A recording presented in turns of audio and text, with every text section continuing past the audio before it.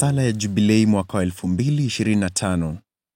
Baba wa mbinguni, imani uliotupa kupitia mwanao, Bwana wetu na ndugu yetu, Yesu Kristo, na mwali wa ukarimu uliowashwa mioyoni mwetu na Roho Mtakatifu, ziamshe upya ndani yetu tumaini lenye baraka la ujio wa ufalme wako. Neema yako itubadilishe kuwa wakulima wasiochoka wa mbegu za Injili. Mbegu hizo ziweze kutufanya upya kutoka kwa ndani ubinadamu wetu na ulimwengu wote katika matarajio ya uhakika wa mbingu mpya na nchi mpya, ambapo nguvu za uovu zikiangamizwa, utukufu wako utang'aa milele. Neema ya Jubilei na iwashe upya ndani yetu mahujaji wa matumaini, hamu ya hazina za mbinguni, na neema hiyo ieneze furaha na amani ya mkombozi wetu duniani kote. Kwako Mungu wetu, unayetukuzwa daima, utukufu na sifa milele na milele. Amina.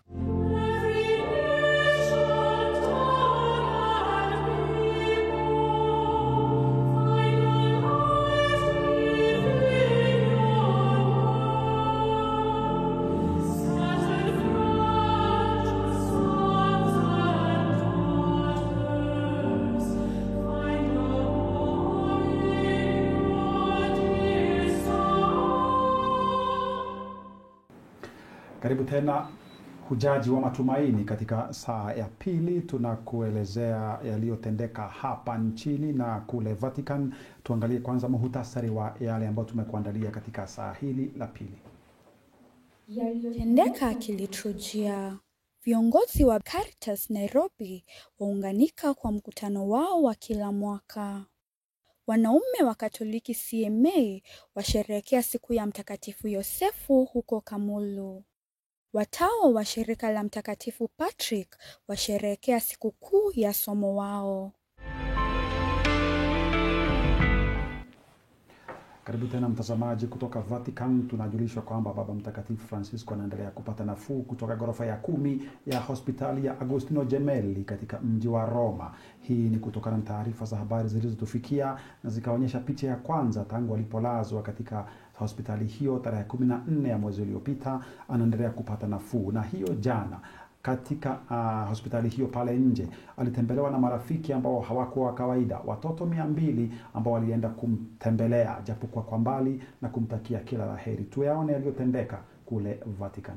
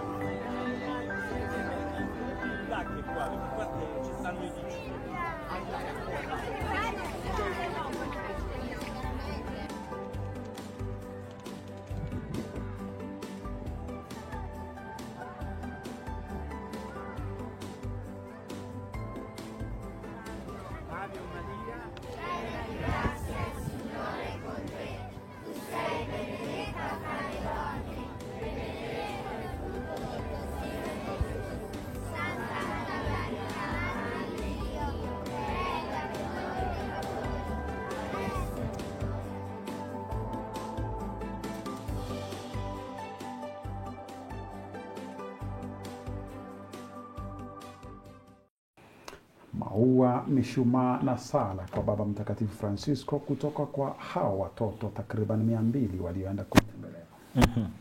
Kwa kweli wakati mwingine maua hutumika sana kuonyesha ishara ya kumtakia mtu uponyaji wa haraka, na pia ukiangalia watoto walienda pamoja pale kwa maombi na pia wamebeba maua ya kumtakia uponyaji wa haraka na pia kuweza kumpatia matumaini, kwa sababu kumbuka bado tuko katika ule mwaka wa matumaini. Na bila shaka katika hiyo ishara ya maua inampatia matumaini na inampatia labda wanatarajia waweze kupona haraka kupitia kwa hizo ishara ambazo waliweza kwenda nazo kule. bila shaka kama angekuwa karibu, bila shaka wangemsababishia tabasamu ya furaha na alama ya watoto, kama Yesu alivyosema mwenyewe, ufalme wa mbinguni ni kama wale ambao wanajifanya kama watoto. Tunamtakia uponyaji kamili na wa haraka Baba Mtakatifu Francisco. Turudi hapa nyumbani. Siku ya Jumamosi kwenye Jimbo Kuu Katoliki la Nairobi yalifanyika mengi. Kwanza katika uwanja wa shule ya St. Mary's eneo la Msongari, Askofu Mkuu Philip Anyolo aliwaongoza wanachama wa kikundi cha Caritas Nairobi katika kusherehekea mwaka wao ama mkutano wa kila mwaka wanayoyafanya. Yani, kwa muhtasari wake, Eric Gishobi aliyasema kabla ya misa. This program is now 42 years old. It started in 1983 at a place called Keriko Parish, that is in Gatondo North constituency in Kiambu County. The program has been at the core of empowering the people's livelihood. We do what we call the integral human development. So we join together with the communities. We help them walk through the financial literacy journey. We make them financially and socially included. And we, together with our leadership, led by His Grace, who is our Archbishop, we have been journeying with the communities. We have been instilling a savings culture in them. We have been building a pool in which the beneficiaries or our members come back and borrow from that. And when they borrow, they pay back at a very friendly interest rate. Apart from just giving out loans and saving, we do a lot of capacity building, strengthening, and also mentorship, because we know that capacity gaps are real gaps within our communities. People might have very many talents that they are blessed with, but you realize that there are those who understand their talents, there are those who need to be assisted to awaken that hidden talent that they have within them. Miaka 42 ya huduma kwa jamii, kikundi cha Caritas kwenye Jimbo Kuu. Kikundi cha Caritas kimesaidia wengi sana na ni jambo ambalo lilifanya vizuri kuletwa katika Jimbo Kuu la Nairobi, kwa sababu kuna watu wengi wameweza kusaidika. Najua mimi ni mmoja wao pia. Na bila shaka kama vile anaelezea, ni kuweza kuwapatia Wakristo uwezo ama wale ambao ni wanachama uwezo wa kujiendeleza kifedha ama mambo ya uchumi.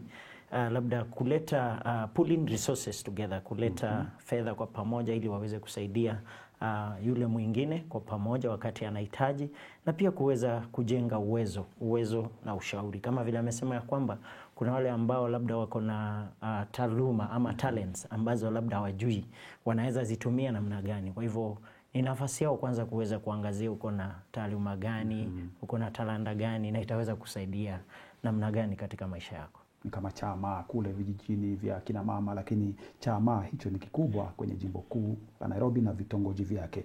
Kwenye ujumbe wake katika misa, Mhashamu Askofu Mkuu Philip Anyolo alielezea kuhusu Caritas ama ukarimu ama upendo wanaopaswa kuwa nao wanachama hao. And even finally, how you take care of the institutions that are within your lives, marriage, families, and other institutions that help us to grow on. This is very important. Very important when we talk about Caritas. When you talk about Caritas, Caritas as a commission, a department in the ministry of Christ, is a department that helps us to live that commandment in a special way with one another. With one another.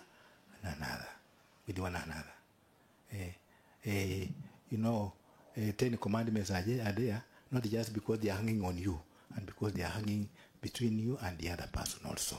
Not just they are hanging between you and God, but between you and the other person. They make us interact. That's the covenant.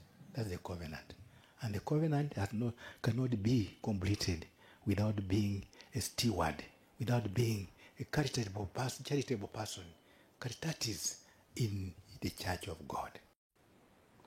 Akikazia kuhusu mahusiano kati ya binadamu na Mwenyezi Mungu na binadamu mwenzake kuhusu Caritas.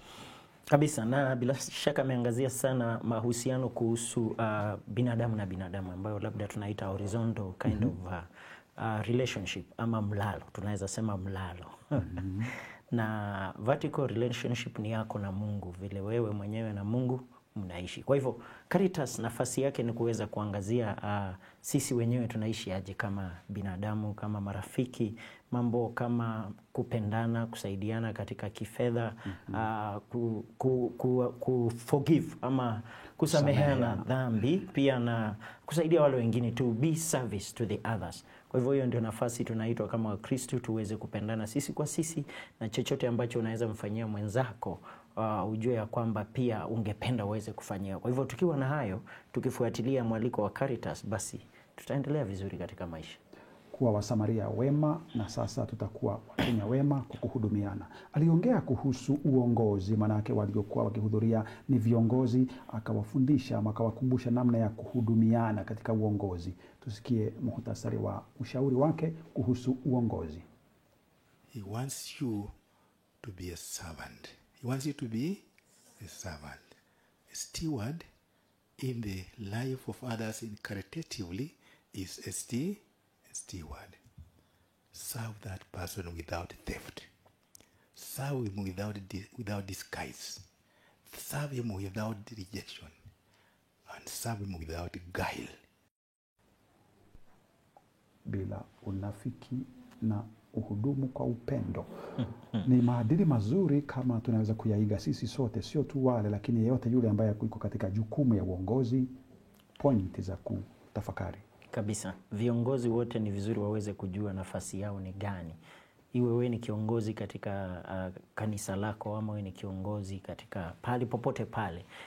Wito unakuwa ni kuweza kuwasaidia wale wengine, unafanya kwa wale wengine. Uweze kutoa rasilimali zako ili uweze kuwasaidia wengine, aidha kifedha ama labda hata kama si kifedha, rasilimali za wakati wako uweze kujitolea. Kwa hivyo kama umechaguliwa kama kiongozi, iwe ni kanisani ama pale popote pale, uwe tayari ili uweze kutoa rasilimali zako kuwasaidia wale wengine. Na sio kama wewe kuchaguliwa kama kiongozi wa kikundi chochote, bila shaka, isipokuwa walimu. Walimu pia kuna uongozi. Kuna wale ambao tunawaita ni the main directors ama trainers. Kwa jimbo kula Nairobi tunawaita trainers. Kwa hivyo mimi nimekuwa nikiongoza sana katika parokia yangu kama main trainer, na wakati mwingine mdogo wa yule mkubwa. Kwa hivyo tuko na jukumu kubwa pale. Na katika jumuiya pia unapata ya kwamba atungependa sana kuchaguliwa pale, kwa sababu kuna kazi mingi pale ule upande mwingine. Kwa hivyo nimechaguliwa mara mingi sana, hasa wakati bado sikuwa nimekuwa mwalimu. Maadili ya uongozi akifundisha Mhashamu Philip Anyolo. Alichukua nafasi hiyo kutoa simulizi kuhusu yaliyomtendekea alipokuwa akihudumu, ama wakati mmoja amehudhuria misa kwenye jimbo la Eldoret kule, na akafundishwa na si Mkatoliki lakini kijana asiyekuwa Mkatoliki kuhusu mwanga wa milele unaopatikana katika makanisa yetu, kuashiria kwamba Yesu yupo. Tusikie kwa kifupi simulizi la Baba Askofu kuhusu taa iwakayo milele katika makanisa yetu. I was in Eldoret. It was just in the time of clashes, and I found there somebody who was hiding in the church. Amelala chini. Na si mimi ndio nimtambua, nimgundua, lakini mtoto misa ndiye alikuja akaniambia kuna mtu amelala hapa ndani, kuna mwizi amelala katika kanisa hapo ndani ya bench. So mimi kwenda nikamkuta, nikamuuliza, na je, unafanya nini hapa? Wewe ni wa imani gani? Wa jimbo kuu la Nairobi, wanaume wa Katoliki takriban 10,000 walikuwa wamekusanyika katika chuo cha mafunzo Mtakatifu Yosefu eneo la Kamulu kuadhimisha siku ya somo wao Mtakatifu Yosefu. Ibada hiyo iliongozwa na Mhashamu Askofu msaidizi kwenye jimbo kuu la Nairobi, Simon Peter Kamomoe. Moderator ama mwenyekiti wa wanaume hao, Kapitan John Njoroge, aliweza kusema kwa kifupi kinachomaanisha kujumuika kama wanaume wa Katoliki. Tusikie yaliyotendeka. Misa kama hii ina muhimu mkubwa sana kwa maisha ya wanaume. Kama nilivyosema, ni St. Joseph ni somo wetu. Hivyo hii siku ni siku ambayo wanaume wote ambao ni wanachama wa CMA wanakuja pamoja kwa swali pamoja. Hakuna siku nyingine katika kalenda ya mwaka ambao wanakuja wote pamoja kufanya sala pamoja. Hivyo ni siku ya muhimu sana, manake ndio wote pamoja kuja kwa sala. Hii leo tunatarajia kama wanaume karibu 10,000 ili washiriki na siku hizi sala. Hivyo wanachukulia ni kuwa siku ya muhimu sana kwa maisha yao ya kiroho. Hawa vijana wetu wa Beacon Boys ni vijana ambao ni muhimu sana katika jamii kwa maisha yetu ya baadaye. CMA ilivyo sasa ni wanaume ambao ni wanaume wazima hii leo. Siku zijazo hawa vijana ndio watakuwa members wa CMA. Hivyo tunawashika ili kuanza kuwafunza maisha ya dini, maisha ya Kikristo, ya Kikatoliki ambayo wataendelea kuishi wakati watakapokuwa wanaume wazima wa CMA. Hivyo Beacon Boys huu mradi ni kushirikisha ili wababa ambao wako hapa wa CMA wanawashika mkono hawa watoto wetu wa Beacon Boys, kutembea nao, kuwapa nguvu kwenye imani yao na kuwaonesha njia iliyo nzuri ya kuwa viongozi katika familia zao. Na wanaume hawa Katoliki na tai za blue na suti wanakuwa smart. Mwalimu, wanaume wa Katoliki kwenye jimbo ni nguvu ya kuotea mbali kabisa. Na bila shaka nafurahia huo mpango ambao waliweza kuanzisha, kuweza kuwalea vijana wale wadogo ambao wanaita Beacon Boys, kuweza kuwaonyesha njia. Na ni vizuri katika maisha yetu, sisi kama wazazi wa kiume ni vizuri tunatembea na watoto wetu wa kiume ili tuweze kuwaelekeza jinsi ya kuishi katika maisha. Kuna ushauri ambao tunahitaji kuwapatia kila wakati. Kwanza tukiangazia mambo kama marekebisho wakati labda wamekosea kidogo, tunawaelezea pia maunganisho. Katika pale kanisani unapata ya kwamba unapatana na wengine na unasoma mengi, na pia unapata that social connection ambayo labda tunaita social capital. Na pia kuna kitu ambacho tunaita to champion, tusimame kwa niaba yao ili waweze kusonga mbele na kuwaelezea mambo ambayo labda katika familia kuna mtu mwingine anaweza waelezea. Kwa hivyo ni mpango mzuri kwa wanaume kuweza kuanzisha katika jimbo kuu la Nairobi. Kama ilivyo kawaida yake, Mhashamu Simon Peter Kamomoe anafundisha kuhusu maadili katika familia. Aliwafundisha mengi kuhusu mahusiano katika familia. Tusikie muhtasari wa alichokifundisha kuhusu familia kwa hao baba wa familia. Kwa sababu huwezi kuwa mwana CMA ambaye anaendelea kuimarika na pia anaendelea kukomaa katika imani bila kuwa na uhusiano mwema na bibi yako. Uhusiano ama hata maisha yako, even your own well-being, inategemea sana uhusiano wako na bibi yako. Na tujiulize siku ya leo kama tunashirikiana. Hiyo ndio ndoa takatifu.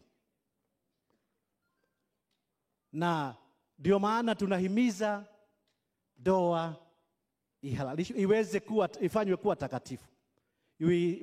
We solemnize our marriage ili muweze kupata baraka na mpate nguvu na neema, ili muweze hata kuvumiliana.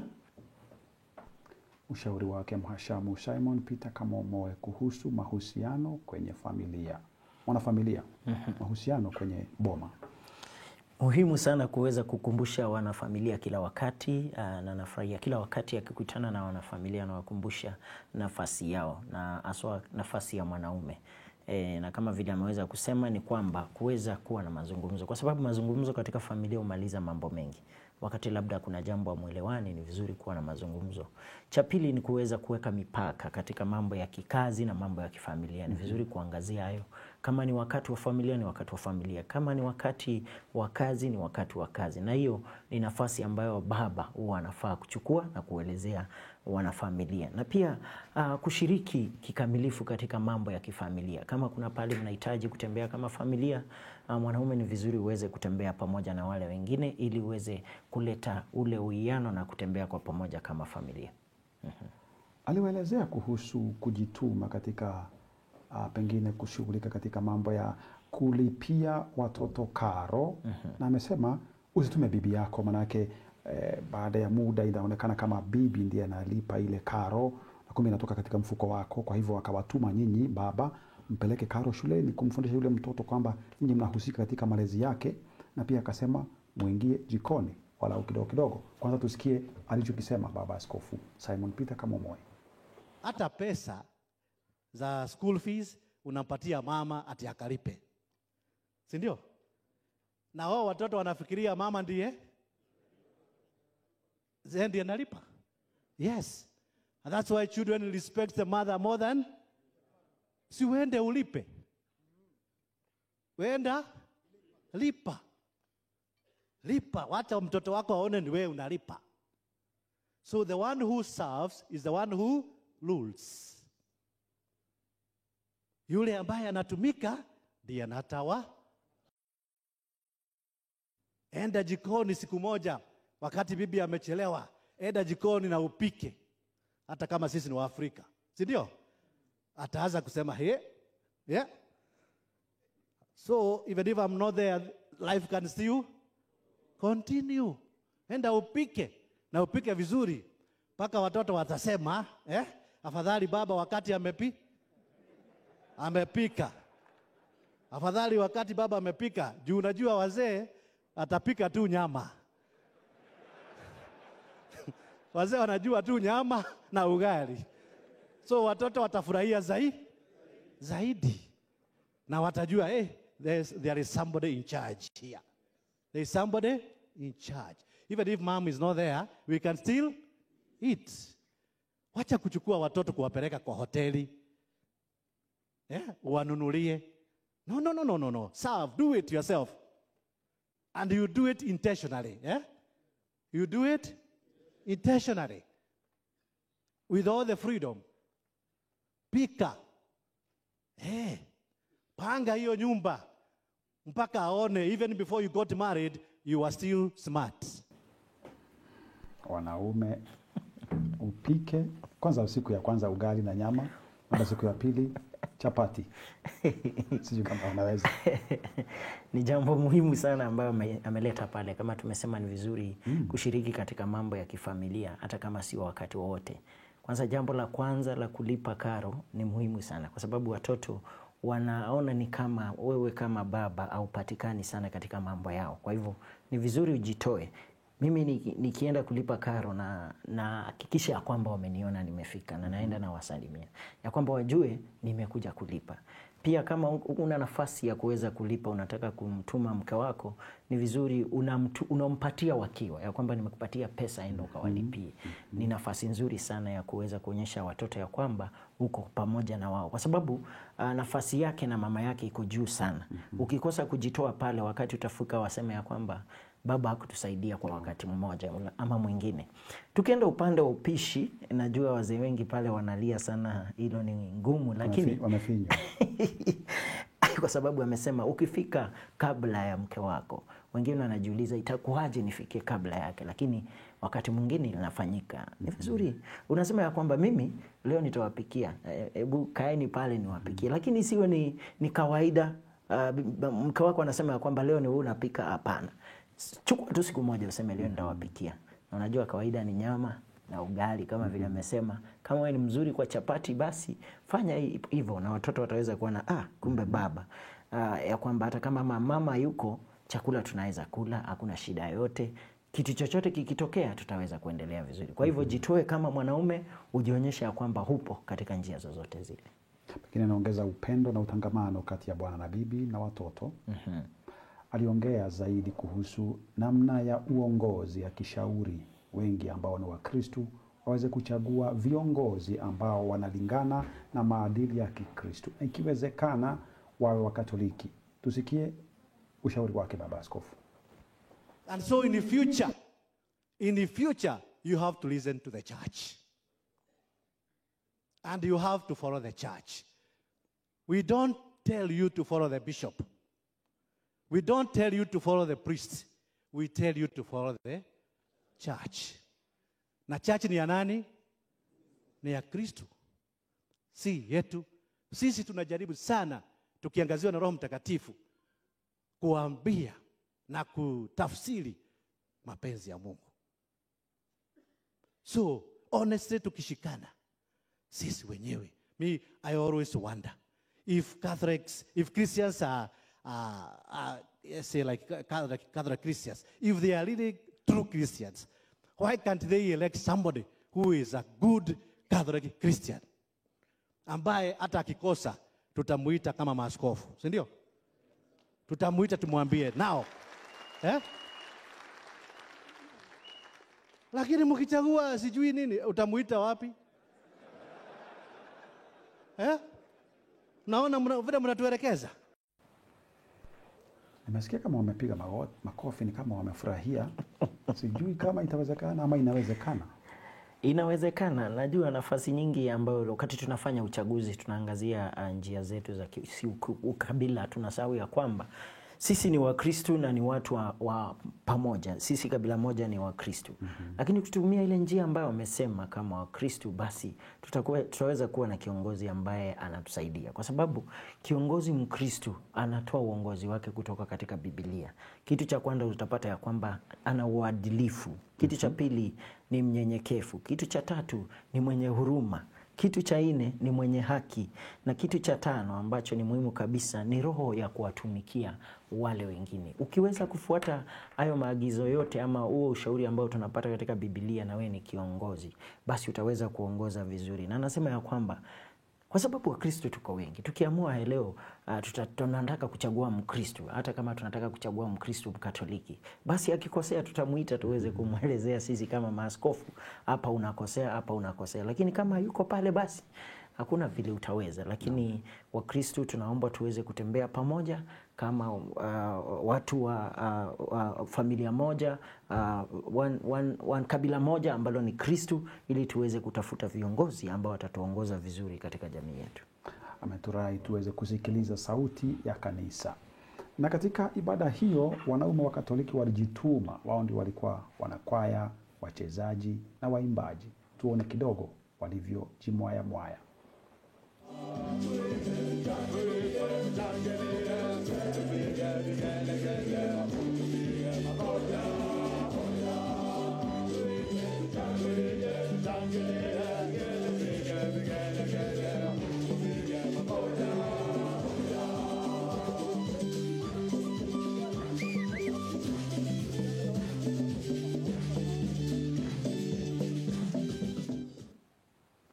Wako sawa? Kabisa. Ile nafasi ya askofu alikuwa anasema ya kwamba tunaweza fanya bila kuwa na mke ama labda wanawake. Ni kweli inafanyika, kwa sababu ukiangalia katika uimbaji sauti zote zipo zikiwa nne.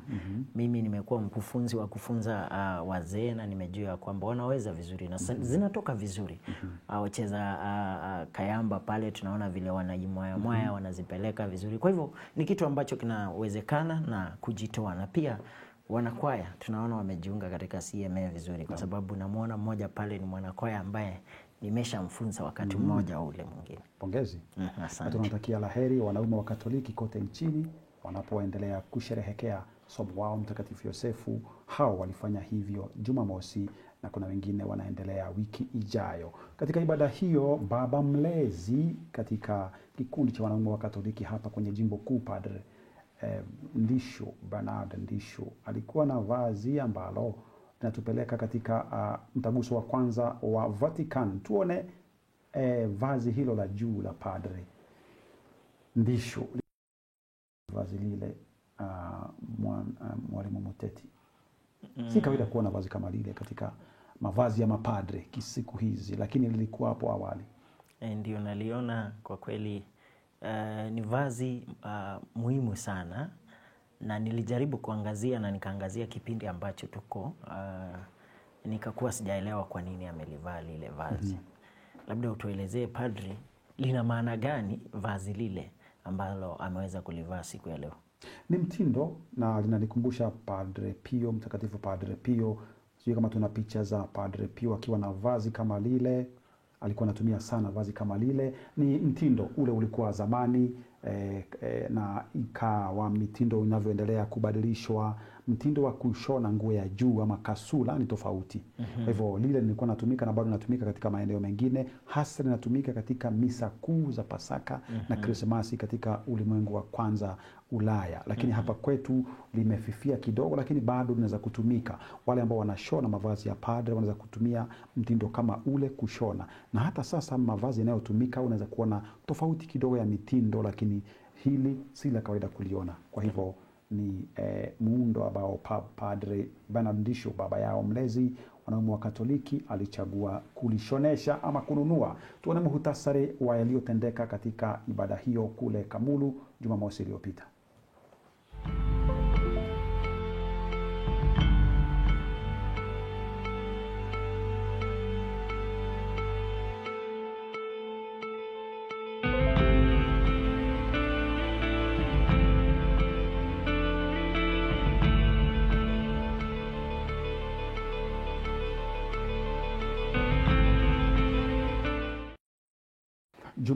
Jumamosi hiyo tarehe ya 15, kanisa Katoliki kwenye jimbo kuu la Nyeri lilikuwa linaangazia wanafunzi wa shule za upili wakiongozwa naye mhashamu Askofu Anthony Muheria.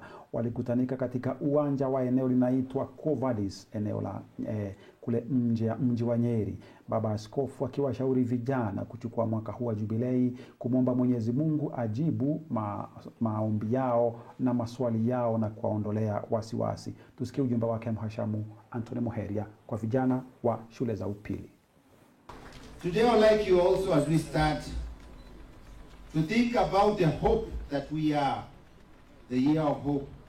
We speak about it in the Mass, but the Holy Year is also the year of hopes, not only of hope. It's a year where we bring our hopes.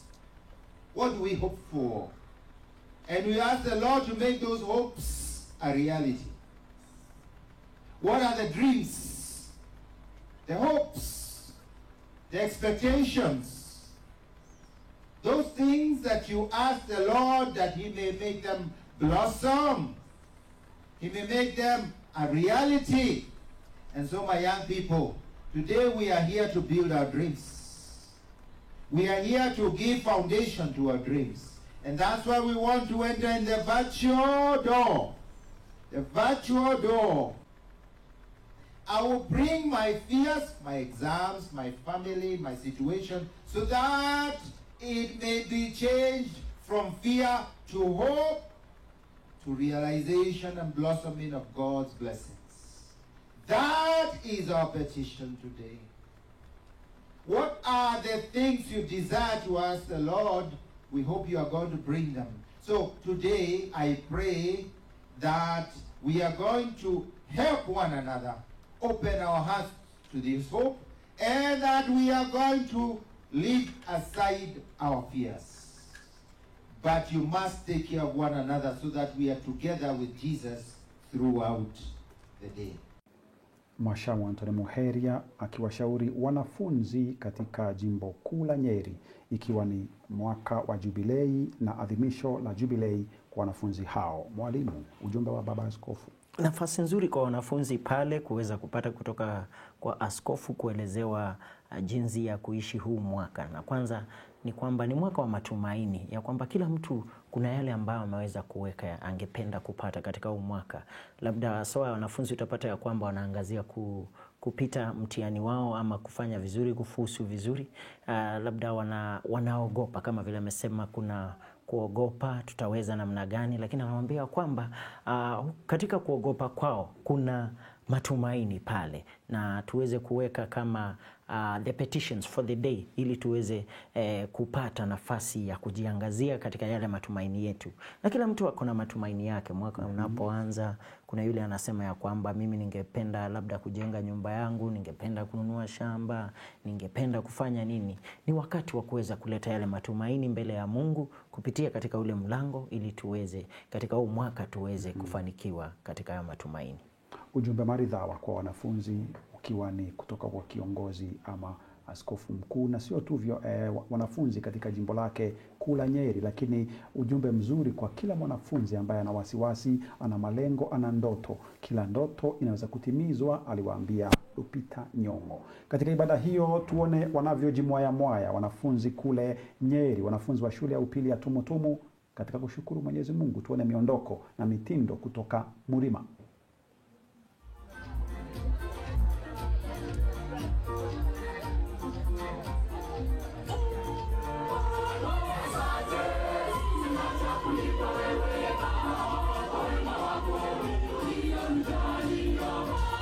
Asante,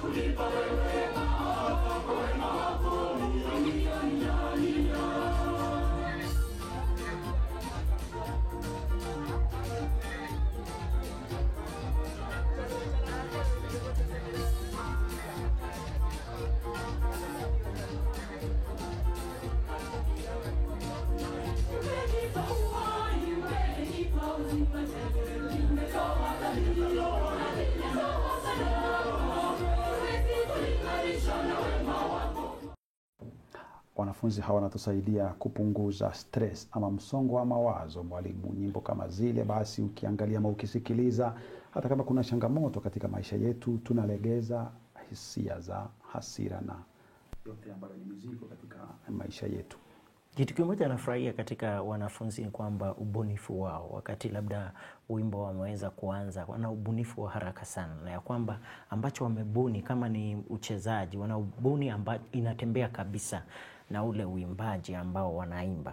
Kwa hivyo kitu cha kwanza nafurahia sana ubunifu wao, na pia katika maisha yao katika ile hali ni kwamba wanaweza fanya mambo mengi sana, wanaweza pangia maisha yao vizuri kama vile askofu alikuwa amewaelezea, kwa sababu kwa kubuni wako wanafanya kwa haraka sana. Ya pili, sisi kama Wakristo tunapata tuseme tu unainuliwa katika ule uimbaji na vile uchezaji unachezwa pale katika kanisa, na kwamba unapata matumaini moja kwa moja licha ya yale ambayo yanafanyika katika nchi yetu, katika hali ya uchumi, mambo kama hayo. Wakati unaenda kwa katika kanisa unapata mambo kama haya, labda ukikuwa na mawazo ambayo labda yangekuwa mazuri katika maisha yako, basi unarudi nyumbani ukiwa mtu tofauti kabisa. Kwa hivyo katika mambo ya wimbo, katika uchezaji, yanaturudisha tunakuwa tena a new person. Na katika mahusiano yetu yote siku hizi hawezi kufanya jambo lolote bila kuwataja ama kuwahusisha vijana, kutokana na yale ambayo wametufundisha wao wenyewe kuanzia mapema mwaka huu, kwamba wao pia ni wahusika na washikadau katika maendeleo ya taifa letu na zaidi pia katika kanisa letu. Tuone muhtasari wa yaliyotendeka katika ibada hiyo kule Quo-Vadis, jimbo kuu la Nyeri.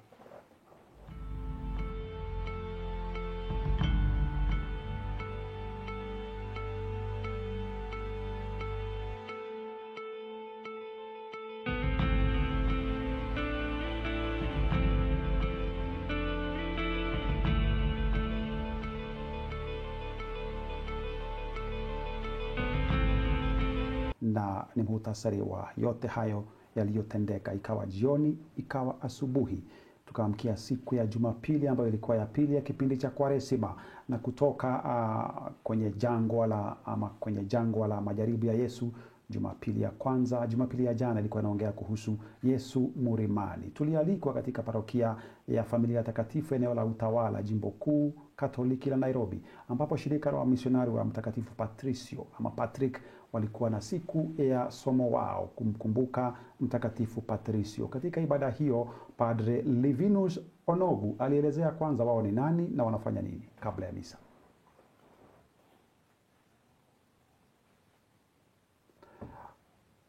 Tukiwapongeza wale wote ambao wanaitwa jina Patricio. Unafahamu wangapi? Na wapongeza kwa siku ile, wakisherehekea ile siku, na ni vizuri wakati tunasherehekea siku ya watakatifu wetu inatukumbusha mengi. Na ni vizuri pia kuweza kusoma labda mtakatifu wako aliweza kufanya nini, ili kwa sababu wakati tunapewa jina la mtakatifu huwa ni nafasi nzuri ya sisi kama Wakristo kuweza kumfuata katika maisha yake. Kwa hivyo wale wote ambao wako na lile jina na watakia kila laheri, na pia waweze kuishi kama mtakatifu yule. Kwa niaba ya shirika hilo tusikie alivyosema kabla ya misa Padre Livinus Onogu. And today we have many African members that have joined. As the number of our Irish brothers go down, the numbers of our African membership is increasing, and we are thanking God for that. We have also opened new parishes in new places where the faith has not yet been preached or established. So we thank God for the many strides that we have achieved over the 93 years, and we recommit ourselves to this missionary endeavor today as we celebrate this day. The session of St. Patrick will continue to strengthen us and inspire us so that the gospel will reach out to everyone. Tunatakia laheri wale wote ambao wako katika shirika hilo na wale wote ambao wanahusikana na Mtakatifu Patrick, ikiwemo parokia Mtakatifu Patrick eneo la Thika mjini.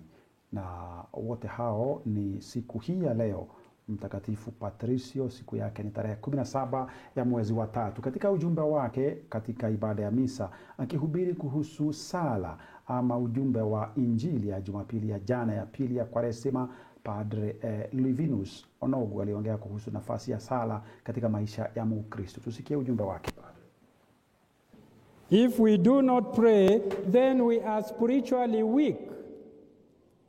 A prayerless Christian is a weak Christian, and a weak Christian will dance very well to any kasongo song that the devil plays for him or her. Did you hear that? A prayerless Christian is a weak Christian, and a weak Christian will dance to any song, any kasongo song that the devil plays for him or her. Prayer can transform our lives for the better.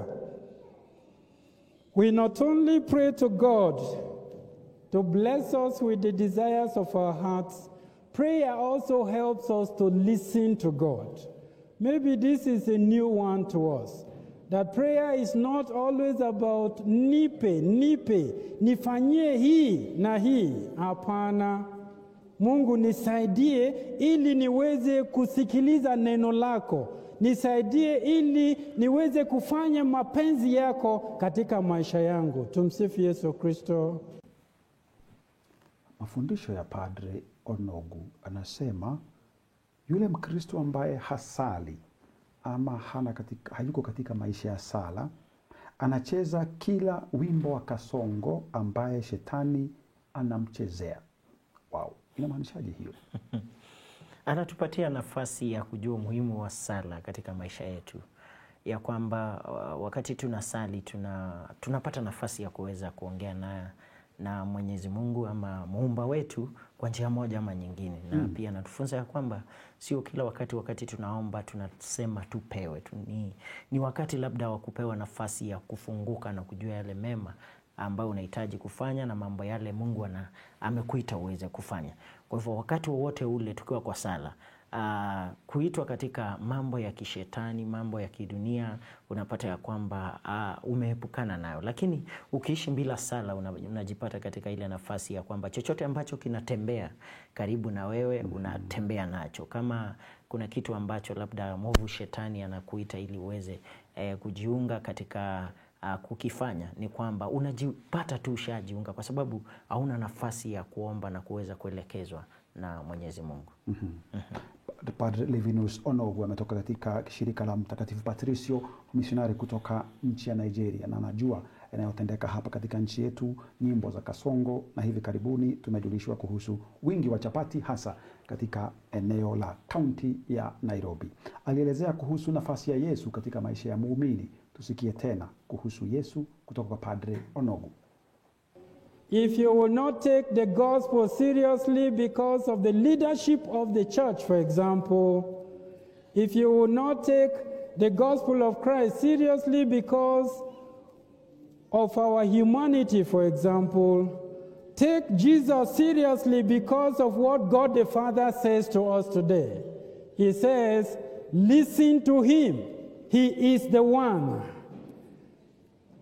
And Moses and Elijah, who themselves had encountered God on the mountain, came from heaven to say with God the Father, indeed, this is the man. Tumsifu Yesu Kristo. Ujumbe wa Injili ya jana, tumsikilize yeye huyo ambaye ni mwana wa Mungu kutoka mbinguni. Mwalimu pia akatukumbusha ya kwamba tukienda kanisani tunaenda ili tuweze kumsikiza Mungu, si kwenda kumsikiza labda anayetuhubiria sana, ni kumsikiza Mungu na kupata ujumbe wake Mungu.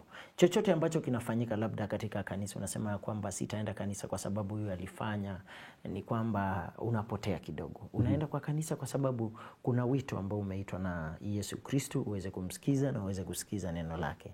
Kwa hivyo ni vizuri tuweze kumsikiza Mungu katika neno lake despite whatever, hata kama ni nini ambacho kinafanyika pale katika kanisa. Tuende pale tuweze kusikiza ujumbe wake Mwenyezi Mungu anataka tuweze kufanya nini. Na mtazamaji, kuna wengi ambao wanavujika moyo kutokana na pengine mmoja aliwaudhi kutoka kwenye jumuiya, haendi jumuiya tena. Aliudhika kwenye kikundi cha wanakwaya ama wanaume wa Katoliki, wanawake wa Katoliki ama vijana, akaacha kwenda katika kikundi hicho. Hauendi kutokana na sababu ya yule, lakini kutokana na uzuri wa kujiunga na kikundi kama kile, na zaidi ya yote kumjua Yesu anayehudumu katika vikundi kama vile. Kuna mazoea katika maeneo mbalimbali ya nchi yetu ambapo wakina mama anampeleka mtoto wake kumtoa kwa Mungu. Kumbuka kwamba katika Agano la Kale kuna kule ambapo mtoto wa kwanza alikuwa anatolewa kwa Mungu, na katika Agano Jipya Mama Maria pia na Mtakatifu Yosefu walimtoa mtoto wao kwa Mungu. Je, sijui kama katika eneo lako kuna mazoea hayo ya kumkabidhi mtoto ambaye Mungu amekujalia abarikiwe katika nyumba ya Mungu. Tuone yaliyotendeka katika parokia ya Familia Takatifu Utawala siku ya jana.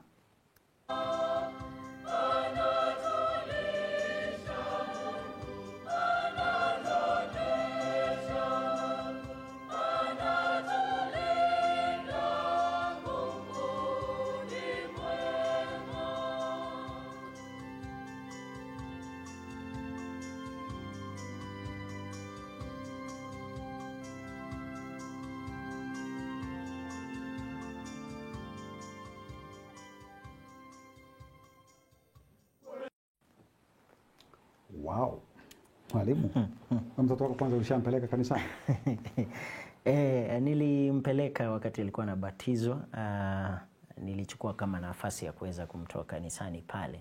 Na wakati unamtoa mtoto kanisani inakuwa ni ishara ya kuonyesha, kukiri ya kwamba hii ni zawadi ambayo nimepewa na Mungu, na ndio sababu naleta ili aweze kumbariki katika nyumba ya Bwana. Kitu cha pili ni kuonyesha kujitolea kwako kama mzazi ili uweze kumlea yule mtoto kama mzazi. Kwa hivyo wakati unamleta pale, unakiri mbele ya kila mtu ya kwamba nipo tayari kuweza kumlea yule mtoto katika njia za kumfuata Yesu Kristo. Cha tatu ni njia pia ya kushikilia kanisa kwa njia moja ama nyingine, kwa sababu unajitoa kwamba utamfunza katika maelekezo ya kikanisa ya kwamba wakati hautakuweko mtoto atakuweko aweze kushikilia nafasi ambayo ulikuwa unashikilia, na pia kumfunza mambo ya maisha ya kisakramenti, mambo ya Biblia. Kwa hivyo wakati unamtoa mtoto ni kujitoa mwanga kama Mkristo, kama mzazi, ya kwamba upo tayari kumlea katika maisha ya Kikristo. Lakini haupokonywi na Mungu, ama pengine haimaanishi kwamba huyo mtoto atakuwa sister. Nimeona kama ni katoto kasichana. Wazo zuri, desturi nzuri ya kumtoa mtoto kwa Mungu kupitia kwa mikono ya padre. Yule amechagua kumchukua kwa mikono yake na kumpeleka karibu na altare kidogo, kumkaribisha kwenye altare, ili Mwenyezi Mungu anapopokea sala zetu, mahitaji yetu, kama tunapoyaandika kwenye karatasi, tunawekelea juu ya altare, mtoto huyo abarikiwe na Mwenyezi Mungu. Pengine kama unauliza mbona padre akafanya hivyo, ni hiari yake, ama angemwekelea mkono ambariki kama Yesu alivyowabariki, lakini nia yake ama hiari yake amemchukua mtoto huyo, na umeona amesali kwa midomo yake, ungeona anasali anapomwelekeza kule altareni. Bahati yake mama na baba hao, mtoto wao amebarikiwa hiyo jana. Tuone muhtasari waliotendeka kule Utawala hiyo jana.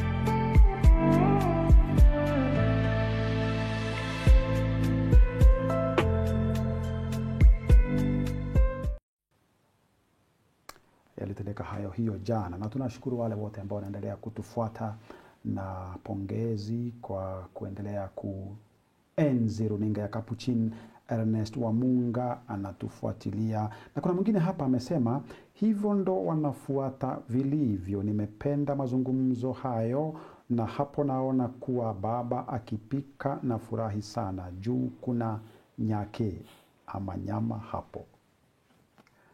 Maoni yake huyo. Mwalimu, maneno ya mwisho. Maneno yangu ya mwisho ni kumkumbusha mtazamaji ya kwamba katika awamu yetu ya kwanza tumesoma mengi kutoka kwa padri ambayo aliweza kututembelea siku ya leo katika maisha yetu kama familia. Kumbuka tuko katika mwaka wa matumaini na tunaomba tuweze kutombea katika milango ili tuweze kupata amani, imani yetu iongezeke na pia tuweze kusamehewa dhambi zetu. Ni nafasi yetu kama Wakristo tuweze kuchukua huu mwaka vizuri, tuweze kutenda ambayo tunahitajika kutenda kama Wakristo. Kama huko na katika kikundi chochote, tafadhali panga muweze kutembea pale, muweze kwenda mtubu, na pia tumekumbushwa ni mwaka wa kusoma neno. Kwa hivyo jaribu utembee na Biblia yako kila wakati, uweze kusoma vizuri kama Mkristo, tuwe Wakristo wa kujua neno la Mungu. Jina langu ni Gabriel Muteti. Hapo kesho katika kipindi cha Tumshangilie kwa Tenzi, karibu tutapatana. Na ikiwa wiki hii tumeingia wiki ya pili ya kipindi cha Kwaresima, baba maaskofu anatuomba tutafakari kuhusu ufisadi ambao ni kansa ama ugonjwa ambao unaathiri maendeleo katika taifa letu. Wanatuuliza tuweze kutafakari, je, nimehusika na matendo ya ufisadi? Je, nimefaidika kutokana na shughuli yoyote ya kifisadi? Je, nimechukua hatua gani kuikata minyororo ya ufisadi? Tafakari haya tunapoendelea kutafakari kuhusu kampeni ya Kwaresima, tukitafakari kuhusu Kenya tunayoitamani. Kwa niaba ya wale wote ambao walifanikisha kipindi hiki, tunakushukuru ya mtazamaji, na tunakuahidia kwamba siku ya kesho tunajiunga na ndugu zetu na dada zetu katika jimbo la Meru kumpokea mhashamu askofu mwandamizi mteule Padre Jackson Murugara. Tutamsindikiza na kumpokea katika eneo la parokia ya Mtakatifu Yosefu Mfanyakazi, eneo la Kathwana upande wa Tharaka Nithi wa jimbo hilo la Meru. Halafu kesho jioni sala ya jioni katika katedrali ya Mtakatifu Yosefu. Yote hayo ni kuendelea kulinda, kutetea na kuishi Injili. Kwa niaba ya wote, Mungu akubariki na kukulinda. Endelea kutazama runinga ya Capuchin, kitambulisho chako Katoliki. Mimi ndugu Francisco Mkapuchini Peter Waweru.